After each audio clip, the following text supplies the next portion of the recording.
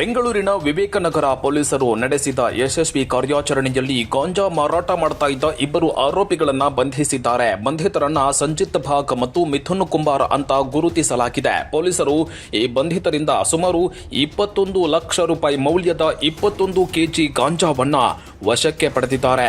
ಆರೋಪಿಗಳು ಸಾರ್ವಜನಿಕ ರಸ್ತೆಗಳಲ್ಲಿ ನಿಂತು ಗಾಂಜಾ ಮಾರಾಟ ಮಾಡ್ತಾ ಇದ್ರು. ಅಷ್ಟೇ ಅಲ್ಲದೆ ವಾಟ್ಸ್ಆಪ್ ಮೂಲಕ ಗ್ರಾಹಕರನ್ನ ಸಂಪರ್ಕಿಸಿ ಡ್ರಗ್ ಡೀಲಿಂಗ್ ನಡೆಸ್ತಾ ಇದ್ರು ಅಂತ ತಿಳಿದು ಬಂದಿದೆ.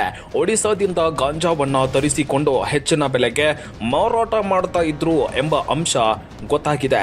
ಈ ಜಾಲದ ಪ್ರಮುಖ ಸೂತ್ರಧಾರ ರಾಜಸ್ಥಾನದ ರಾಕೇಶ್ ಎಂಬಾತ ಅಂತ ಪೊಲೀಸರು ತಿಳಿಸಿದ್ದಾರೆ. ರಾಕೇಶ್ನ ವಾಟ್ಸ್ಆಪ್ ಮೂಲಕವೇ ಈ ಇಬ್ಬರು ಆರೋಪಿಗಳನ್ನ ಸಂಪರ್ಕಿಸಿ ಗಾಂಜಾ ಮಾರಾಟ ಮಾಡಲು ಸೂಚಿಸುತ್ತಿದ್ದ. ರಾಕೇಶ್ನನ್ನ ಬಂಧಿಸಲು ತೆರಳಿದ್ದ ಪೊಲೀಸರಿಗೆ ಈ ಇಬ್ಬರು ಆರೋಪಿಗಳು ಸಿಕ್ಕಿಬಿದ್ದಿದ್ದಾರೆ. ಪ್ರಮುಖ ಆರೋಪಿಗಳಾದ ರಾಕೇಶ್ ಮತ್ತು ಶುಕ್ರವರ್ಮ ಎಂಬುವರಿಗಾಗಿ ಪೊಲೀಸರು ಬಲೆ ಬೀಸಿದ್ದಾರೆ. ವಿವೇಕನಗರ ಪೊಲೀಸರು ಪ್ರಕರಣ ದಾಖಲಿಸಿಕೊಂಡು ಈ ಗಾಂಜಾ ಜಾಲದ ಮೂಲವನ್ನ ಪತ್ತೆ ಹಚ್ಚಲು ಉಳಿದ ಆರೋಪಿಗಳನ್ನ ಬಂಧಿಸಲು ತನಿಖೆ ಮುಂದುವರೆಸಿದ್ದಾರೆ.